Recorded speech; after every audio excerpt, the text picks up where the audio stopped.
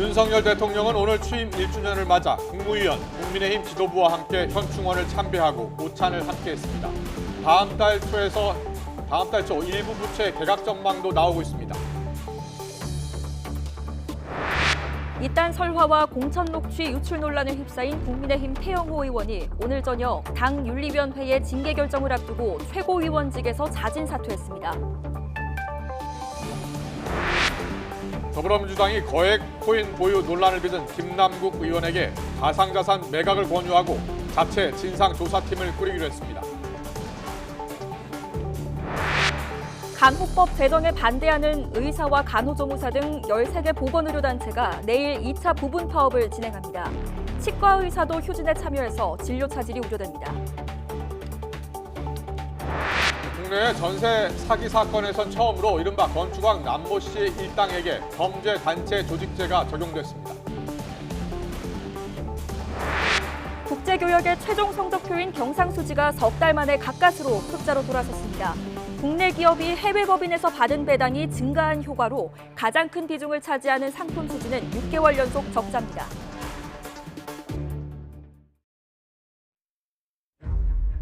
자유, 인권, 공정, 연대의 가치를 기반으로 국민이 진정한 주인인 나라, 국민 여러분과 함께 반드시 만들어 나가겠습니다. 저와 정부는 당면한 민생을 최우선으로 챙기면서 우리 경제의 성장 동력과 미래 먹거리 확보를 위해 혼신의 힘을, 국민 안전에 대해서는 국가가 끝까지 무한 책임을 진다는 자세로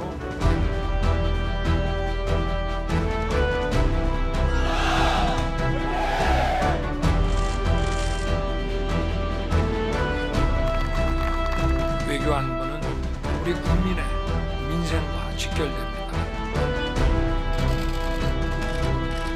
저부터 대한민국 1호 영업사원으로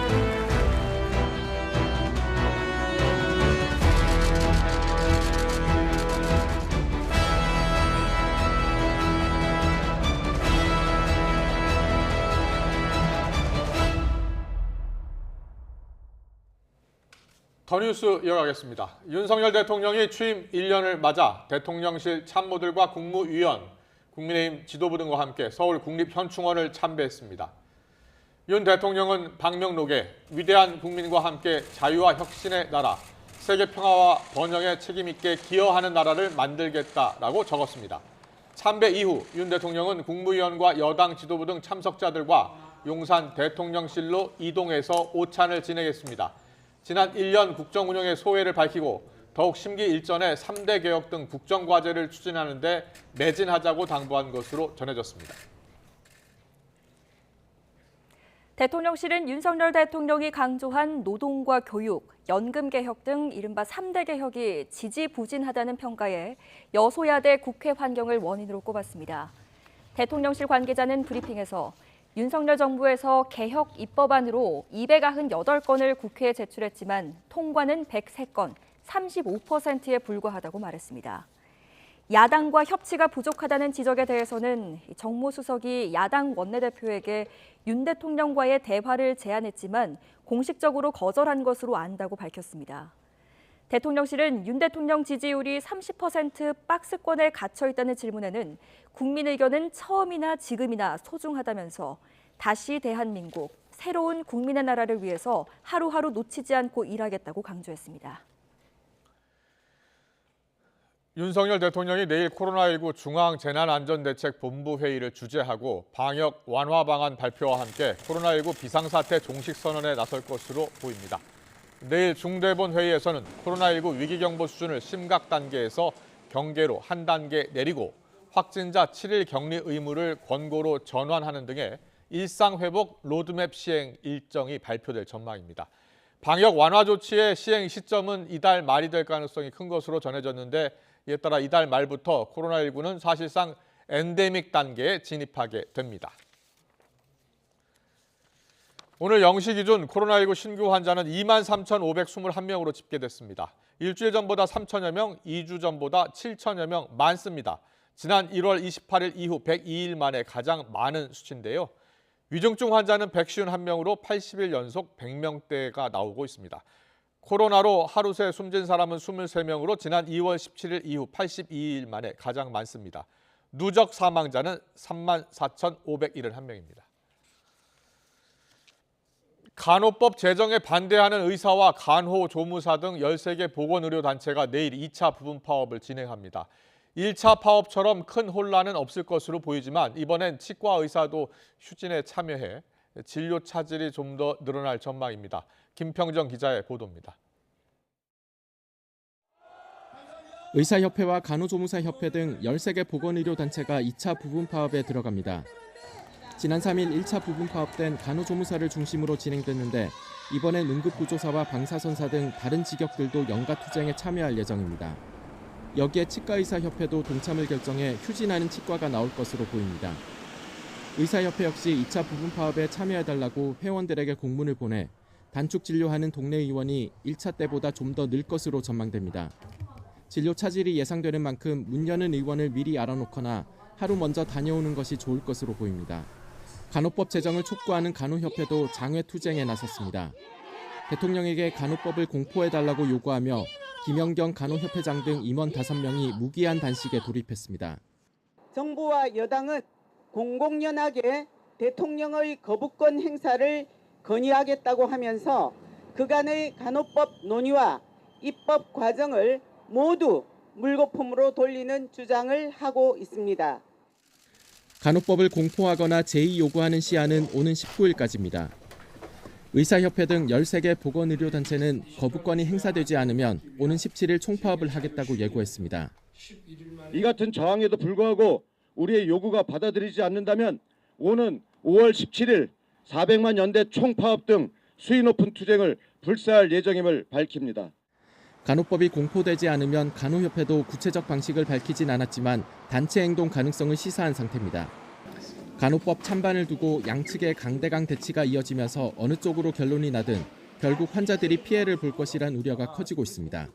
YTN 김평정입니다. 83만 명의 개인정보가 유출됐던 서울대학교 병원 해킹 사건의 배후가 북한이었던 것으로 확인됐습니다. 경찰청 국가수사본부는 오늘 브리핑을 열고 재작년 북한 해킹 조직이 서울대학교 병원 환자 81만여 명과 직원 17,000여 명까지 모두 83만여 명의 개인정보를 해킹했다고 밝혔습니다. 경찰 수사 결과 해킹 조직은 재작년 5월부터 6월까지 국내외 서버 7대에 침입한 후 서울대학교 병원이 사용하는 서버에 악성 코드를 심어 환자 병리 검사 결과 등을 빼낸 것으로 파악됐습니다. 경찰은 공격 근원지 IP 주소가 과거 북한 해킹 조직이 썼던 것과 같은 점 등을 바탕으로 북한 해킹 조직의 소행인 것을 밝혀냈습니다. 국내 전세 사기 사건에선 처음으로 이른바 건축왕 남모 씨 일당에게 범죄단체 조직죄가 적용됐습니다. 최근에 알려졌던 경기도 구리와 화성 동탄 등 전세 사기 사건에도 같은 혐의가 적용될지 관심이 쏠립니다. 김다연 기자입니다. 경찰이 이른바 건축왕 남모 씨 일당을 추가로 검찰에 넘깁니다. 지난 3월 1차로 기소된 남 씨 등 10명을 포함해 모두 51명이 송치됩니다. 이들은 재작년 3월부터 지난해 7월까지 인천 미추홀구 일대에서 아파트와 빌라 등 533채의 전세 보증금 430억 원을 세입자들로부터 가로챈 혐의를 받습니다. 경찰은 특히 남 씨를 포함한 18명에겐 범죄단체 조직죄 혐의도 적용하기로 했습니다. 사형이나 무기징역, 4년 이상의 징역형에 해당하는 범죄를 저지르려고 단체나 집단을 조직하거나 가입해 구성원으로 활동한 경우 적용할 수 있는데 경찰은 바지 임대인과 중개보조원 등은 남 씨와 함께 범행 과정에 긴밀히 가담했다고 판단해 범죄 집단으로 봤습니다. 국내 전세 사기 사건에서 범죄단체 조직죄가 적용된 건 이번이 처음입니다. 사기죄 법정형은 징역 10년 이하이지만 2건 이상의 사기를 저질렀다면 법정 최고형의 최대 2분의 1까지 형을 더하는 게 가능합니다. 주범으로 꼽히는 남 씨의 경우 재판에서 최대 징역 15년까지 선고받을 수 있습니다. 그런데 만약 범죄단체 조직죄가 유죄로 인정되면 남 씨뿐만 아니라 나머지 공범 17명도 주범에 준해서 처벌 수위가 올라갑니다. 다만 범죄단체 조직죄가 추가로 적용됐다고 해서 법정 최고형이 늘지는 않습니다. 단순한 종범의 지위에 있었다고 하면 이 범죄단체 조직죄로 인해서 주범으로 그 지위가 좀 올라가게 되고 그렇게 되면 주범의 형량과 같은 그 형으로 처벌될 수가 있어서 앞서 지난달 우종수 경찰청 국가수사본부장은 조직적 전세 사기가 의심되는 사례에 대해 범죄단체 조직죄를 적극 적용하겠다고 공언했습니다. 의심 대상자에 대해서는 과감의 수사에 착수하고 조직적 전세 사기는 범죄단체 조직죄를 적극 적용하겠습니다. 따라서 건축왕 사례를 계기로 경기도 구리와 화성 동탄 등에서 발생한 다른 전세 사기 사건에 대해서도 같은 혐의가 적용될지 관심이 쏠립니다. YTN 김다현입니다. YTN 김영수입니다.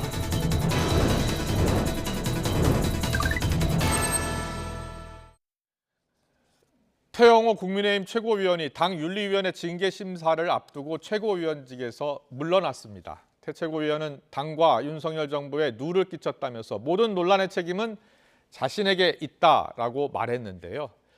잦은 사퇴에 선을 그었던 김재원 최고위원, 아직까지 추가 입장은 내지 않고 있습니다. 거액 코인 논란에 대해서 사과 입장을 밝혔던 김남국 의원은 언론의 왜곡 보도가 이어지고 있다면서 외부 전문가를 포함해서 진상조사단을 구성해달라라고 오전에 SNS를 통해서 요청을 했는데 민주당 지도부도 김 의원의 보유자산 매각을 권유하면서 동시에 진상조사팀도 구성하기로 했습니다. 오늘 더 정치는 태영호 최고위원 사퇴의 변을 듣고 시작하겠습니다. 윤리위가 열린 이후에 오늘까지 지난 이틀 동안 정말 많은 고민을 하면서 불면의 밤을 보냈습니다. 우리 당 지도부를 옆에서 바라보는 마음이 너무 괴로웠습니다. 제가 사퇴하는 길만이 현 시점에서 우리 당과 또 윤석열 정부 또 우리 당원들의 그런 기대에 맞는 일이라고 판단하고 오늘 아침 결정했습니다. 오늘 결정 전에 지도부나 인사과 소통 있으셨나요? 없었습니다.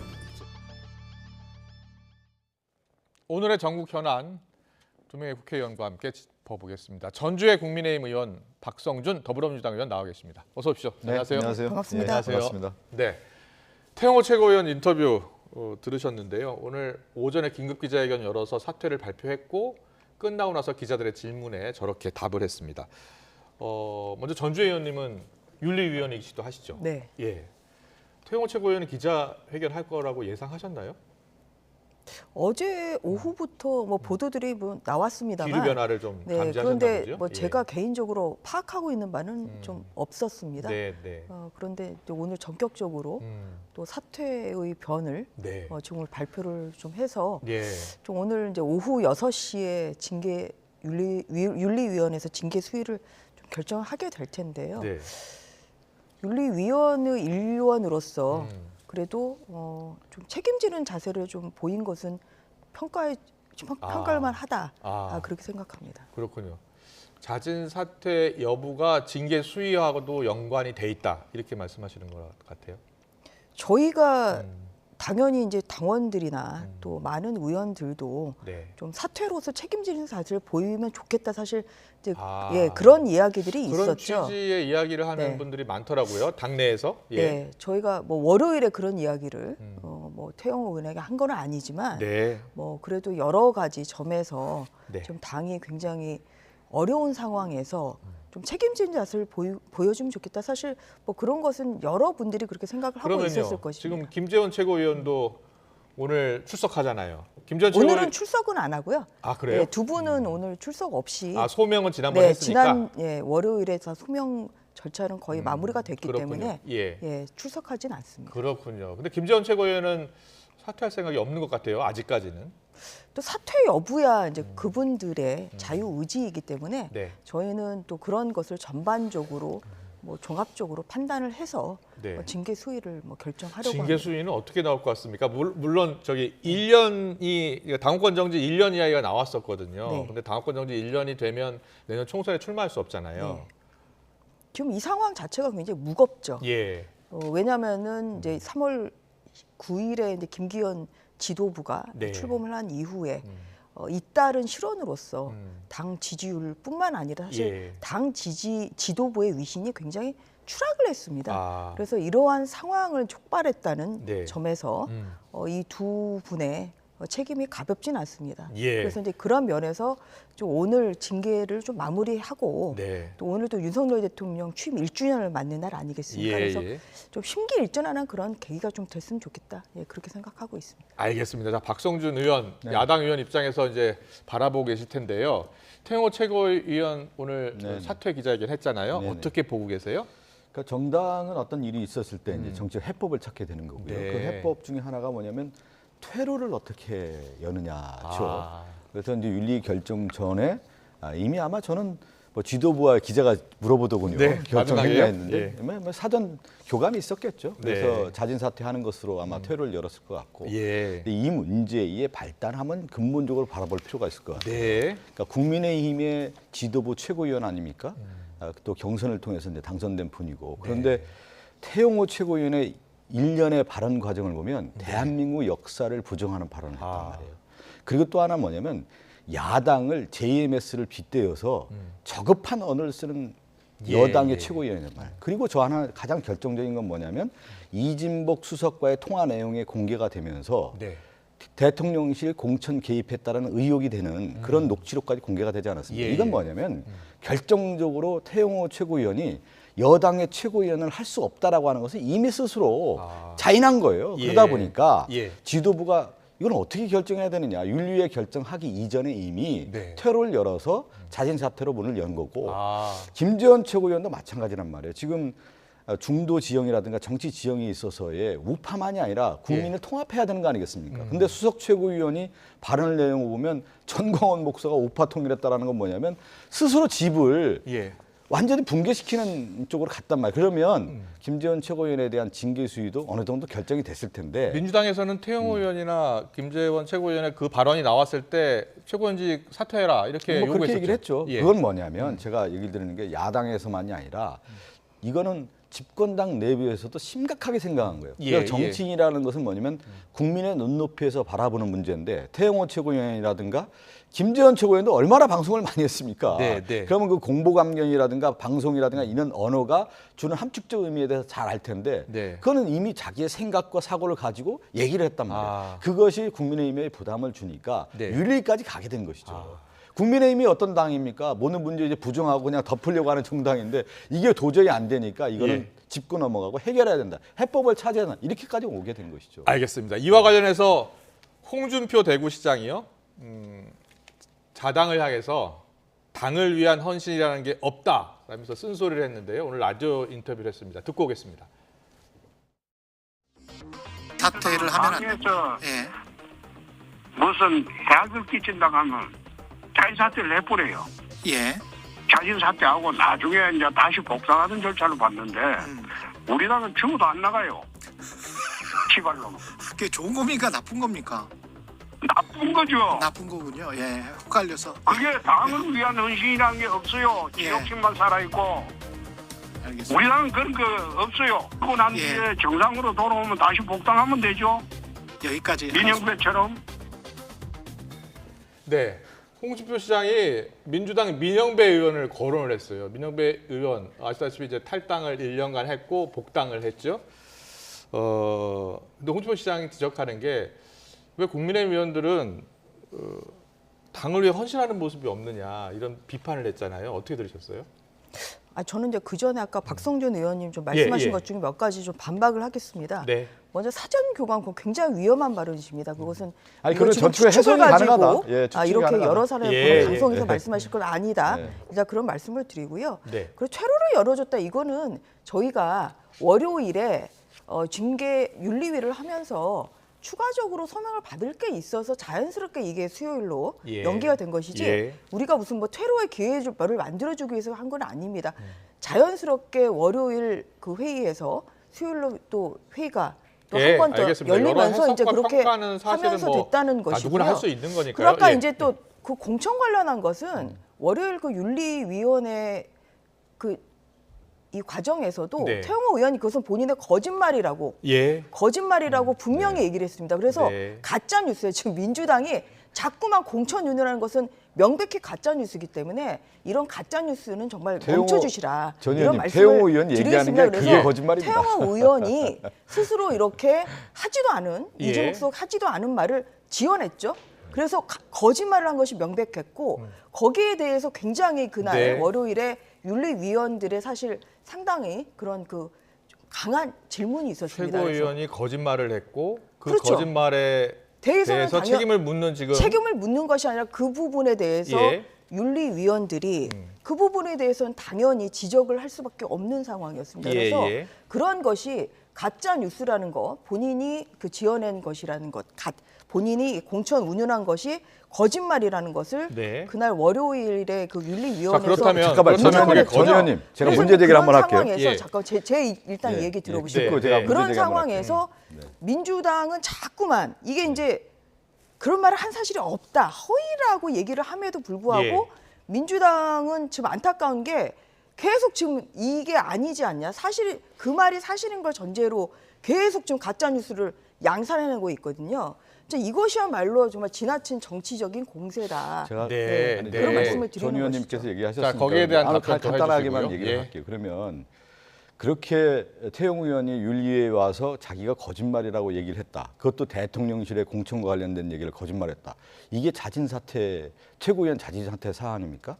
대통령실까지 물고 들어갔는데 그러면 출당이나 제명 조치할 사항이죠. 제가 이런 경우를 봤을 때 결국에는 서로의 사전 교감이 있었을 가능성이 크다라는 정책 해석이 가능한 것이죠. 예. 저희는 그거는 이제 윤리위원회 독립제로 움직이기 때문에 사퇴를 어떻게 하셨는지는 저희가 알 수는 없습니다. 네. 다만 본인이 한 행위에 대해서 큰 책임감을 느끼고 대통령과 당에 큰 누를 끼쳤다는 생각 때문에 오늘 사퇴 변이 그런 거 아니겠습니까? 그래서 그런 일련의 과정에서 본인이 이게 허위가 아니면 사퇴할 이유가 없으시겠죠. 네, 알겠습니다. 그런 면에서 예. 굉장히 큰 책임감 있는 태도를 보이는 것이다. 이제 그런 말씀을 일단은 드리는 시청자 것이죠. 여러분도 잘 아시겠지만 이진복 정무수석하고 태영호 최고위원이 최고위원 선출된 당일날 만나고 통화를 한 내용이 녹취록으로 나온 건데 내용이 녹취로 나온 게 아니라 태영호 최고위원이 보좌관들하고 같이 이야기하는 네. 그 과정이 나온 거예요. 근데 이제 태영호 최고위원은 계속 부인하고 있는 거죠. 거짓말이었다. 자신이 거짓말이었다. 이진복 수석도 그런 말이 한 적이 없다까지가 맞는 것이고. 하지만 이제 야당에서는 그 의혹을 제기를 할 수 있는 거예요. 제기를 할 수 있는 거잖아요. 의혹은 제기할 수 없는 겁니까? 의혹은 제기할 수 있는 거죠. 아니라고 하는 것을 가지고 지금 계속 지금 오늘도 지금 그래서 여야의 입장이 민주당의, 다른 겁니다. 예, 모든 사안은 대변인이 그렇게 모든 논평을 사안은 좀 내고 여당의 있기 입장이 있고 때문에 야당의 입장이 있는 것이고 야당은 의혹을 제기할 수 있고 여당에서는 의혹을 제기하지 마라라고 얘기할 수 있는 거죠.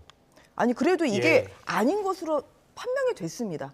그럼 어떻게 더 진실을 밝힐 수가 있습니까? 그 의혹의 진실은 아무도 모르는 거죠. 그러니까 두 분이 아니라고 했기 때문에 국민의힘의 주장은 아니다라는 것이고 민주당의 주장은 의혹이 있다라는 주장이죠. 아니 그렇게 하면 의혹의 해소가 안 되는 거죠. 예, 의혹은 왜냐하면 예. 말을 했다는 사람과 들었다는 사람이 모두 다 아니라고 하면은 그거는 아닌 게 되는 거 아닙니까? 아니 뭐 이런 걸 그러면 알겠습니다. 어떻게 알겠습니다. 훔치지도 않은 거를 예. 훔치지도 않은 그러니까 거를 입증해라 민주당에서 지금 의혹을 그렇게 제기했고 얘기를 하시면은 그거 할 수가 없어요. 그거는. 예, 알겠습니다. 여기까지 안 했다는 하겠습니다. 거를 얘기를 예. 안 했다는 거를 어떻게 입증하겠습니까? 그게. 그러니까 누구도 입증할 수 없는 거죠. 두 분이 안 했다고 했기 때문에. 안 했다고 하는 예. 이게 말이 일치가 되는 것이고 그런 상황에서 이게 태영호 의원의 말과 지금 이준석 수석의 말이 지금 일치를 하는 것이고 그럼 거기에 대해서 의혹을 제기한다는 것은 정말 이것은 뭔가 예. 국민의힘에 대한 예.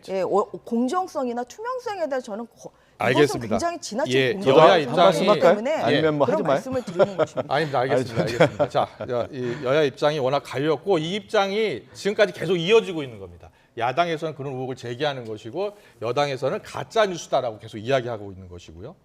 여기까지 듣고요. 일단은 지금 제가 여쭤보고 싶은 게 홍준표 시장이 왜 국민의힘은 이렇게 책임지는 사람이 없다, 당을 위해 헌신하는 게 없다 이런 발언에 대해서 어떻게 생각하세요?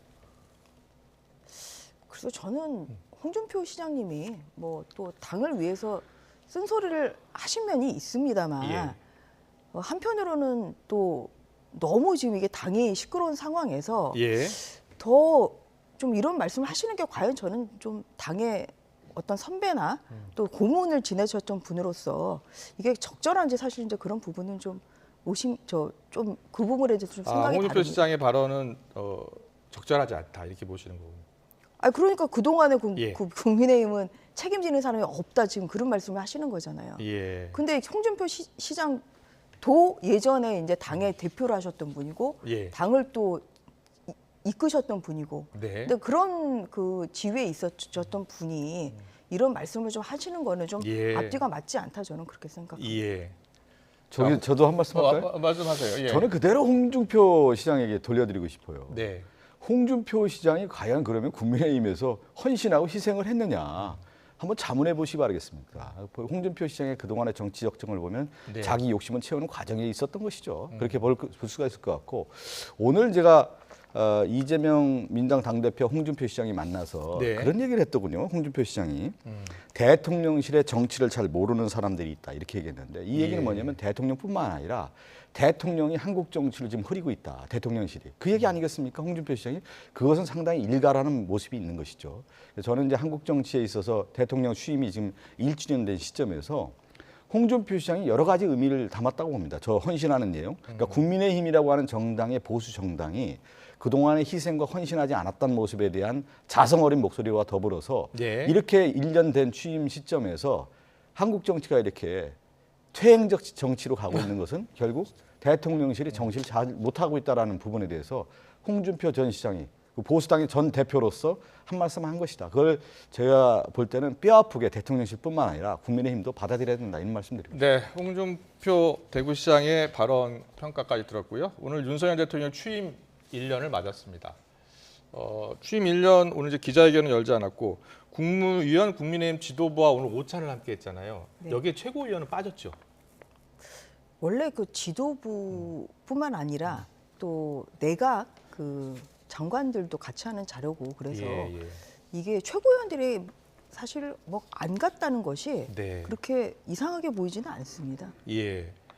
저번에 최고위원 선출됐을 때는 그때 같이 식사하지 않았었나요? 그거는 최고위원들만 같이 하신 거고, 뭐 이런 자리에 네. 이렇게 장관들까지 같이 하는 자리에 최고위원들이 같이 한 적은 없었죠. 장해찬 최고위원이 SNS에 글을 올렸는데 대통령 취임 1주년 행사에 최고위원들이 배제된 것은 이해할 수 없는 그러니까 일이다. 배제라고 볼 거는 저는 아니라는 생각이 듭니다. 예, 이거는. 예. 그 왜냐하면은 이제 당 지도부라는 게 물론 최고위원도 당 지도부의 일원이지만 예. 당 대표가 있고요. 당 사역이라고 하면 이제 당 대표, 원내대표, 정책위의장, 사무총장 네. 이렇게 되고 굉장히 간소하게 갔거든요.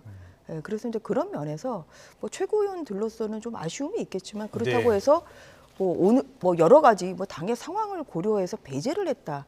좀 이것은 글쎄 저는 뭐 그렇게 생각되진 않습니다. 알겠습니다. 자, 민주당 이야기 좀 넘어가 볼게요. 제가 요 얘기 예. 언급은 좀 할 필요가 있을 것 같아요. 대통령 취임 1주년 맞아서 기자회견을 안 했잖아요. 아, 예. 기자회견 안 한 상당히 부분. 예. 상징적 의미가 있는 거예요. 대부분 대통령 취임 한 1주년 됐을 때는 국정이 어떻게 되고 청사진이 어떻게 되고 그동안의 업적은 무엇이고 그러면서 국민에게 정말 소상하게 설명하는 자리가 기자회견 네. 자리거든요. 예, 예. 그건 당연히 해야 되는 겁니다. 근데 기자회견을 안 했다라는 것은 여러 가지 해석이 또 가능한 거죠. 전주혜 예. 의원님. 그건 뭐냐면 국정 1년에 대한 평가가 좋지 않다라는 것을 스스로 대통령께서 네. 인정한 것이다라고 볼 수밖에 없어요. 국정 지지도가 높고 자신감이 있을 때 기자회견도 하는 거거든요. 보통 기자회견을 안 하는 경우는 임기 말에 지지율이 빠져가지고 질타만 받았을 때 기자회견을 안 하는 거거든요. 임기 초에 이렇게 기자회견을 안 하는 경우가 역대 정부에 어디 있었습니까? 저는 그 부분을 좀 지적해주고 싶고 예. 장해찬 최고위원도 좀 그걸 말씀드려야 돼요. 왜 그러냐면 집권 1년 딱 됐을 때는 정당이라고 하는 파트너가 있는 거 아닙니까? 당정청이라고 옛날에 다 얘기하잖아요. 그것을 통해서 예. 집권의 기반을 튼튼히 하는 건데 저건 장해찬 의원이 최고위원 배제됐다는 용어가 그것은 제가 볼 때 집권당 내부에서도 불만의 목소리가 있다라는 것을 알아야 된다. 이런 말 알겠습니다. 자, 민주당 이슈가 있어서 민주당 이슈로 넘어가겠습니다. 김남국 의원 거액 코인 보유 논란으로 넘어가겠습니다. 민주당 내에서도 공직자로서 부적절한 처신을 했다는 비판이 나오고 있는데 이소영 민주당 원내대변인이 이렇게 이야기했습니다. 듣고 오겠습니다. 국회의원이 자기 직무에 집중 안 하고 내 주식 가격 얼마냐 이거를 매일 들여다본다 이렇게 생각을 하면은 국민들 눈높이에는 맞지 않는 게 사실이죠. 이 문제가 처음 보도됐을 때 좀 담백하고 솔직하게 이 문제에 대해서 얘기했었어야 된다고 생각을 하고요. 이 정도의 규모의 이제 가상자산을 갖고 있었거나 거기에서 이득을 얻었으면 어떤 방식으로라도 이거를 신고하고 좀 투명하게 공개하는 방법을 스스로 강구했어야 된다는 자진해서 아쉬움이 남고 민주당 내에서 여러 반응이 있는데 김남국 의원이 이 문제가 불거졌을 때 대응을 잘못했다 이런 비판 여론이 좀 많나 봐요?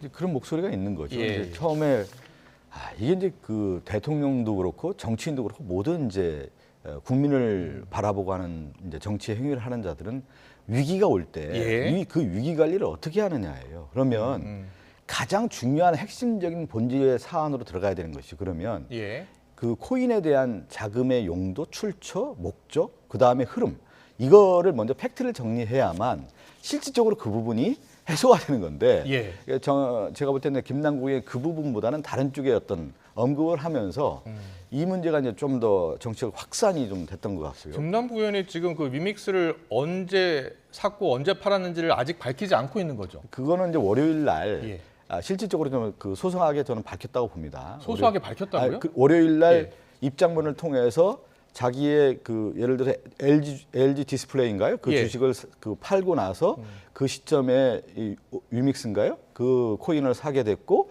추후에 원금이라고 하는 9억 8천만 원은 코인을 처분하면서 그 돈을 가지고 안산과 서울에 있는 전셋집을 얻었다라는 얘기가 나오고 그리고 다시 그 남아있는 코인을 가지고 다른 코인을 샀는데 그 코인이 가격이 떨어져서 지금 시점에서 한 9억 정도 된다라고 하는 부분을 소상하게 김남국 의원이 밝혔죠. 그 부분에 대해서. 소상하게 밝혔나요? 여러 가지 의혹이 계속 남고 있는 것 같은데. 의혹이 되는 시점에서 김남국 의원이 그렇게 월요일 날 그래서 제가 좀 설명을 드리면 말씀하세요. 지도부 입장에서는 김남국 의원이 이렇게 입장문을 밝혔기 때문에 그랬는데 이제 다시 화요일 날 시점에서 여러 언론에서 문제 제기를 하지 않았습니까? 그러니까 오늘 아침에 김남국 의원이 다시 그렇다고 보면은 지도부에서 진상조사팀을 꾸려서 관련해서 원내외 전문가들이 모여서 자기가 모든 것을 공개할 테니까 검증을 하자, 조사를 하자 이렇게까지 나오게 된 것이죠. 이거는 박성준 의원님이 전 의원님은 어떻게 파악하고 계세요? 김남국 의원이 낸 그 내용을 좀 민주당은 진짜 콩깍지가 씌인 것처럼 제대로 안 보고 얘기를 하시는 것 같아요. 저도 봤거든요. LG 디스플레이를 판 시점 이게 이제 2021년 2월이었다 이게 나오고요.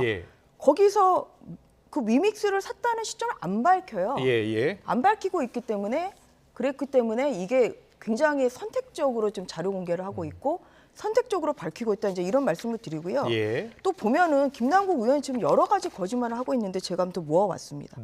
뭐냐면은 2017년 40억 원의 코인을 보유했지만 작년 12월 기준인데 현재 보유하고 있는 코인 없다고 얘기했습니다. 그게 언제였습니까? 이게 작년 12월에 모 언론과 통화할 때 했는데 이거 거짓말이죠. 그리고 또 보십시오. 현금 인출은 440만 원 했다 그러다가 그 다음에 또 현금화가 아니라 이체를 했다고 얘기를 해요. 또 문제되니까 이게 전세보증금 8억 원, 이거 현금 인출했다 이렇게 말이 지금 바뀌어요. 그러면 또 보십시오. 이게 이 재산 내역인데요. LG 디스플레이를 판 돈으로 분명히 가상화폐에 투자를 했다고 얘기를 하는데 10억 원이 좀 빕니다. 그러면은 이게 재산이 그렇게 되면은 이 증권이 0이 되고 그리고 그 다음에 또 그 돈이 그러면 그대로 그냥 예금이 늘어날 리가 없는데 예금이 늘어나고 있고 그리고 또 보면 전세금 8억 원은 지금 작년이 아니에요. 그러니까 재작년이 아니라 작년에 지금 했다는 거라 이걸 보면은 지금 신규 계약 본인이 그 재산 신고를 한 거 보면 그 8억 원의 이 전세 보증금은 이거는 지금 본인의 예금에서 한 7억 원이 지금 마이너스가 되거든요. 본인의 예금에서 인출을 했다. 그래서 도대체 이 8억 원의 전세 보증금을 7억 그 예금에서 이것을 충당을 한 건지 아니면 좀 본인의 말처럼 가상화폐를 현금에 산 거지 이게 앞뒤가 전혀 안 맞기 때문에 국민의힘에서 주장하고 있는 것은 이것을 선택적으로 자료 제출할 게 아니라 모든 자료를 다 제출하고 가상화폐에 대한 모든 자료를 제출을 하고 또 모든 재산 뭐 예금 내역이나 이런 것을 다 제출을 해라.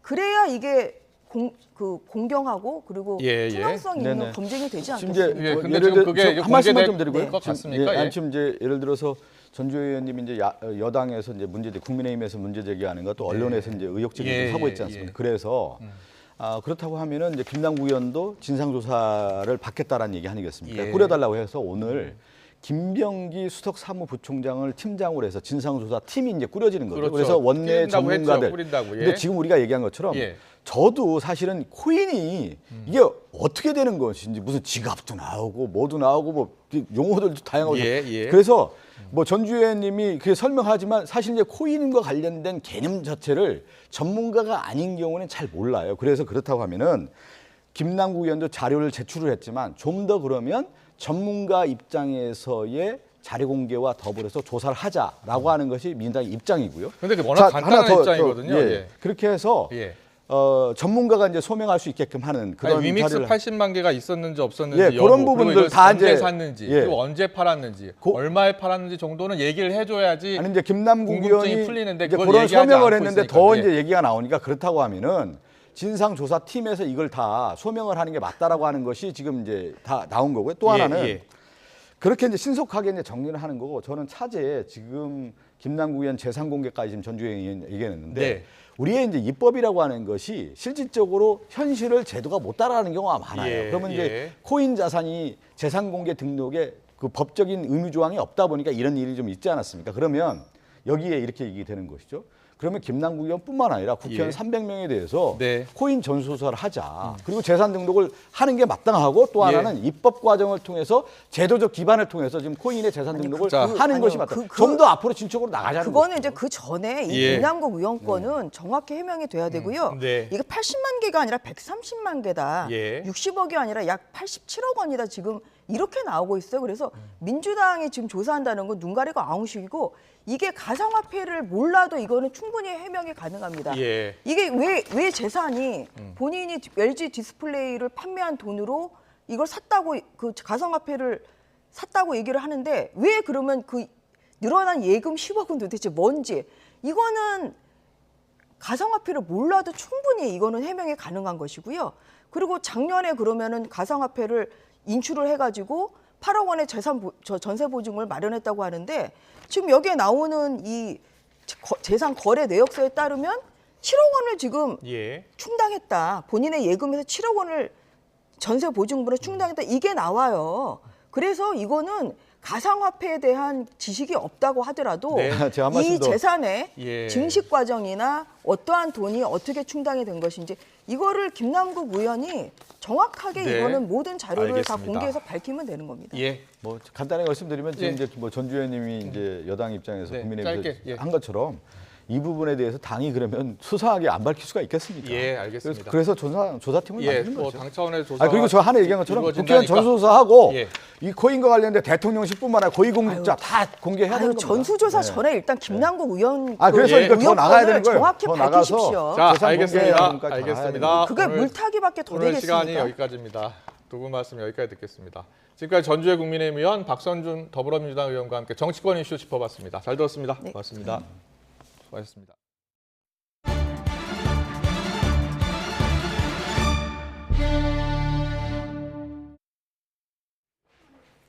전기요금 인상안이 내일 발표될 예정인데 킬로와트 시당 10원 미만 수준으로 오를 것으로 보입니다.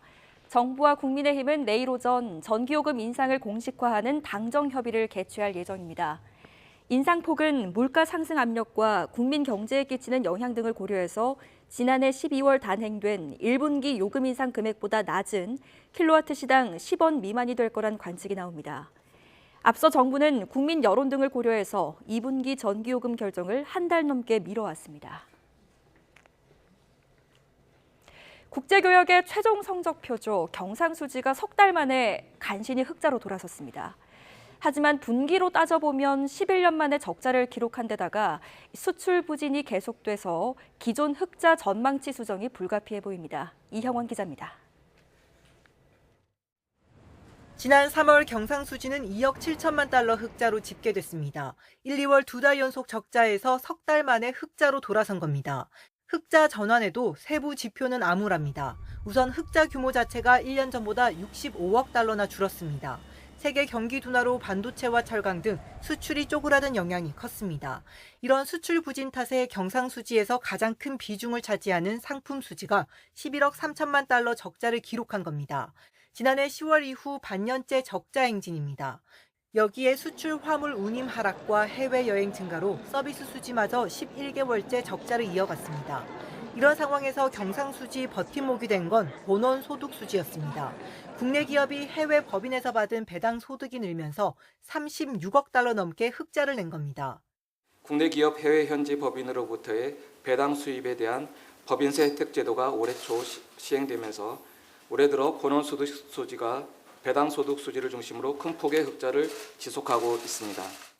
하지만 올해 1분기 전체로 보면 경상수지는 44억 6천만 달러 적자입니다. 수출 부진이 이어지면서 1년 전보다 193억 4천만 달러나 급감해 분기 기준으로는 11년 만에 적자를 기록했습니다. 앞서 한국은행이 예상했던 상반기 적자 규모인 44억 달러를 이미 넘어선 겁니다. 이에 한은은 올해 연간 260억 달러 흑자로 내다봤던 기존 전망치를 수정해 오는 25일 발표할 방침입니다. YTN 이영훈입니다.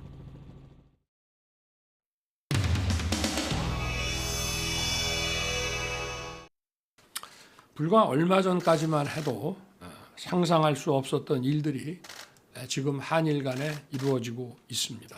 후쿠시마 오염수 처리에 관하여 우리 전문가로 구성된 현장 시찰단을 파견하기로 했습니다.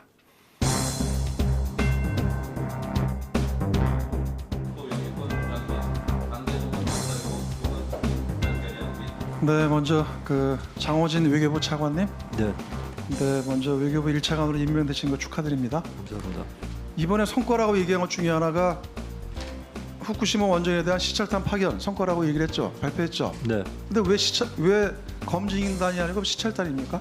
아, 그거는 용어의 문제인 것 같습니다. 아니 정확하게 그럼 정부가 시찰단이 아니라 검증단이라고 공식 발표를 하셔야 될 거 아니에요.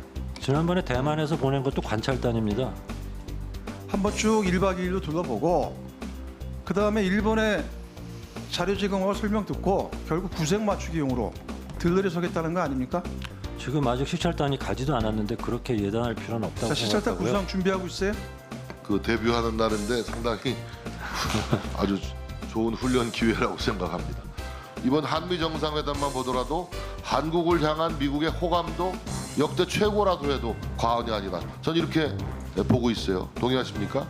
예, 동의합니다. 역대 정상회담 기시다 총리의 방한을 계기로 한일 관계도 얼음장처럼 차가웠던 전진의 새로운 계기를 맞고 있다. 저는 이렇게 평가합니다만 동의하십니까? 예, 한일 관계가 개선이 본격화되고 제가 어저께 기시다 총리를 한 50분간 면담했어요. 후쿠시마 오염수 방류 시찰단 관련해서 우리 국민들의 불안감을 조금은 좀 떨쳐내는 계기로 삼아야 되는데 이미 지금 투트랙의 IAEA 검증이 진행되고 있죠? 네, 그렇습니다. 이 투트랙 검증에 한국이 둘 다 참여하고 있습니까? 없습니까? 양쪽 다 둘 다 참여합니다. 한국이 이미 참여하고 있어요. 네. 그러니까 이런 내용들 이미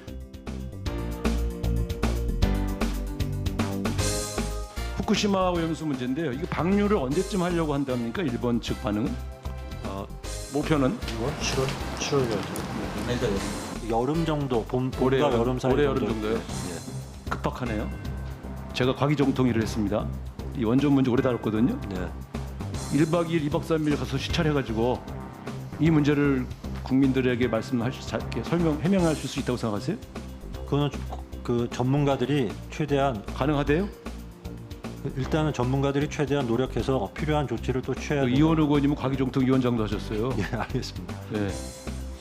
일본 측 입장에서는 당신들이 시찰단까지 보내서 확인했으면서 왜 이제 와서 우리가 공유하는 것을 왜 반대하느냐 이렇게 얘기할 때 뭐라고 하실 거예요? 시찰단의 결과에서 미진한 부분이 있으면 그건 당연히 따져야 됩니다. 아니 1박 3일, 1박 3일 당연히 무진하지. 자, 마무리하시고 보충 질의 때 좀 추가해 주시기 바랍니다.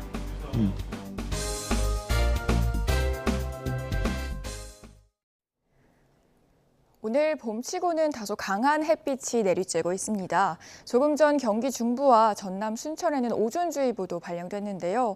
현재 서울 기온은 25.1도까지 올랐습니다. 오늘 같은 추여름 날씨는 내일도 계속되겠는데요. 내일 서울 아침 기온은 13도로 오늘보다 높겠고 한낮 기온은 26도 보이면서 오늘과 비슷하겠습니다. 내일 전국은 대체로 맑겠는데요. 다만 구름 없는 하늘에 햇빛이 강하게 내리쬐다 보니 전국 대부분 지역에서 자외선 지수가 매우 높은 단계 보이겠습니다. 외출하신다면 자외선 차단제를 꼭 발라주시기 바랍니다. 또 대기가 정체하면서 내일 오전까지는 서쪽 지방을 중심으로 공기가 탁하겠는데요. 오후부터는 먼지가 점차 해소되겠습니다. 내일 아침 기온은 내륙을 중심으로 오늘보다 1도에서 3도 높겠습니다. 서울 13도, 광주 14도, 대구 12도 보이겠고요. 낮 기온은 전국에서 25도 안팎까지 오르겠습니다. 서울 26도, 광주 27도, 대구 25도 보이겠습니다. 금요일인 모레에는 계절의 시계가 제자리를 되찾겠고요. 일교차는 계속해서 크게 벌어지는 만큼 옷차림에 신경 써주시기 바랍니다. 날씨였습니다. 네, 이슈를 더 쉽게 풀어드리는 더 뉴스, 내일은 더 준비하겠습니다. 잠시 뒤에 뉴스큐가 방송됩니다. 시청해주신 여러분 고맙습니다.